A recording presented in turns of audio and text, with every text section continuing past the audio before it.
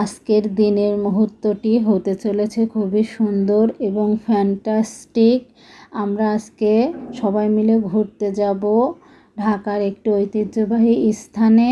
তো তার আগে তোমাদের একটা বিষয় দেখায়, দেখো এসির সাথে কি সুন্দর মানি প্লান্ট গাছটি বেয়ে বেয়ে উঠে পড়েছে।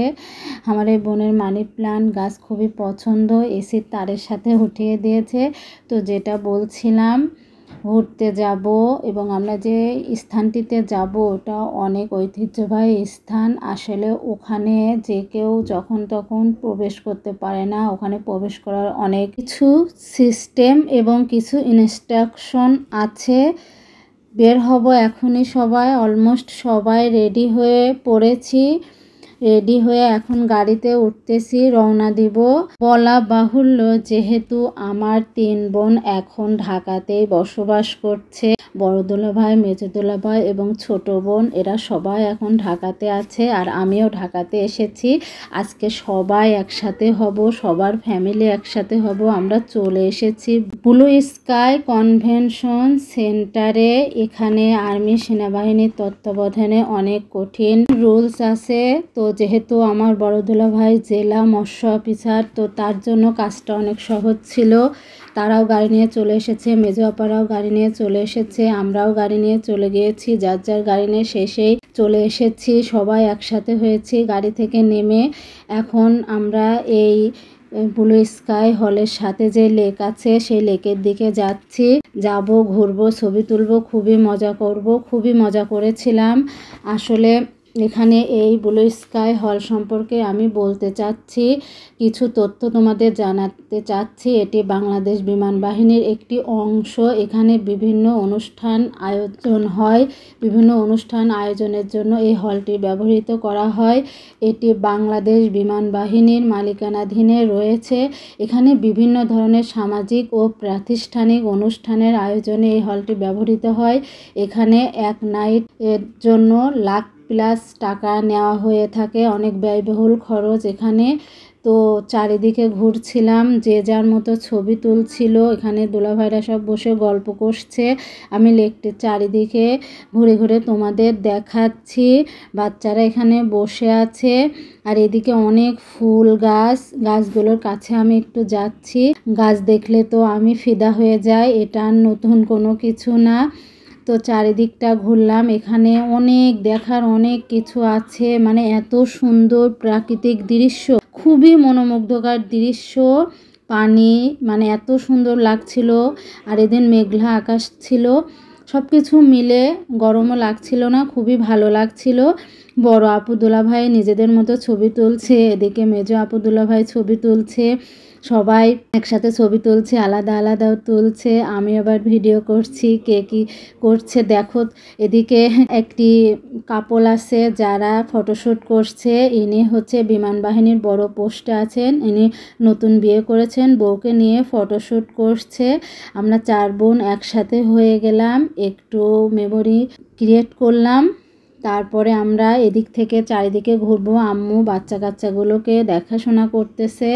এদিকে সবাই তো খুবই মজা করছি। এত সুন্দর প্রাকৃতিক দৃশ্য আর এত নিট অ্যান্ড ক্লিন।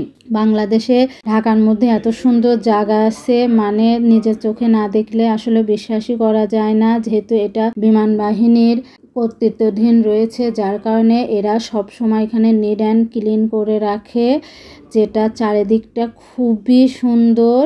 আর এর সবচেয়ে মজার কথা কি জানো, এখানে পানির মধ্যে 2-1টা সাপ ভেসে ভেসে উঠছিল। তো সাপগুলো আসলে যখন ভেসে উঠছিল তখন ক্যামেরাতে ধারণ করতে পারি নাই। এদিকে মেজো আপা নিজের একটু ছবি তুলতেছে, আর আমি ফুলের চারিদিকটা একটু হেঁটে হেঁটে বেড়াচ্ছি এবং তোমাদেরকে দেখাচ্ছি। এত বড় এরিয়া, চারিদিকটা ঘুরলে তোমাদেরকে কি বলবো, শেষ করতে খুবই টাইম লেগে যাবে। আর এই যে তোতা পাখি ঘুরে বেড়াচ্ছে, 3 ভাইরা ভাই ছবি তুলছে।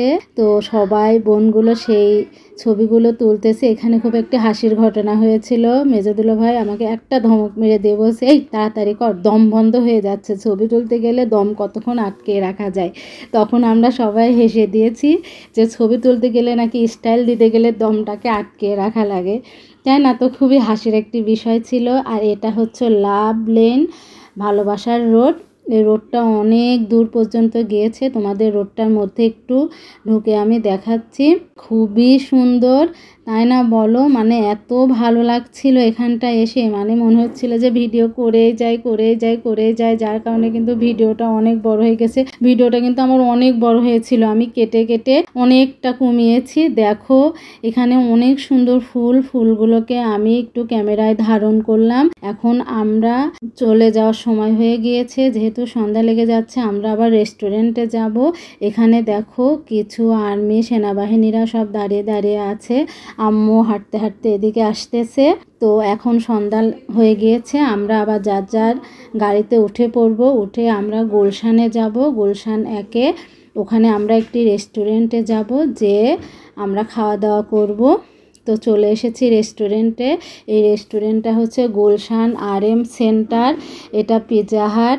এই সেন্টারটি এটি RM সেন্টারের 2য় তলায় অবস্থিত এবং এটি গুলশান অ্যাভিনিউতে অবস্থিত। এর ঠিকানাটি হচ্ছে হাউস 101, 2য় তলা, Gulshan RM centre, Gulshan avenue, Gulshan 2, Dhaka. এখানে পিৎজা পাওয়া যায়, অন্যান্য ফাস্টফুড পাওয়া যায়। রাত 11টা পর্যন্ত এটা খোলা থাকে। এরা অনলাইনেও সার্ভিস দিয়ে থাকে। তো আমরা একটা পিৎজা অর্ডার করে ফেললাম। অনেক বড় ছিল পিৎজাটা, মানে এত সুন্দর, খাওয়ার থেকে যেন দেখতেই ভালো লাগছিল।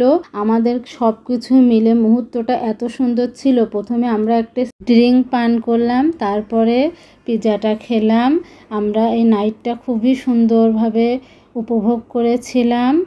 খুবই আনন্দদায়ক ছিল মুহূর্তটা, খুবই মেমোরিজ হয়ে থাকলো মুহূর্তটা। সবাই মিলে এত আনন্দ করেছি কি আর বলবো। তো এই ছিল আমার আজকের দিনের ব্লগ। আর হ্যাঁ, স্পন্সর বাই RTN চামেলি জামান এবং কামরুজ্জামান নাসির। তো আজকের মতো খোদা হাফেজ। ইনশাল্লাহ পরবর্তী একটি নতুন ব্লগ নিয়ে তোমাদের সামনে হাজির হব। ততক্ষণ পর্যন্ত খোদা হাফেজ।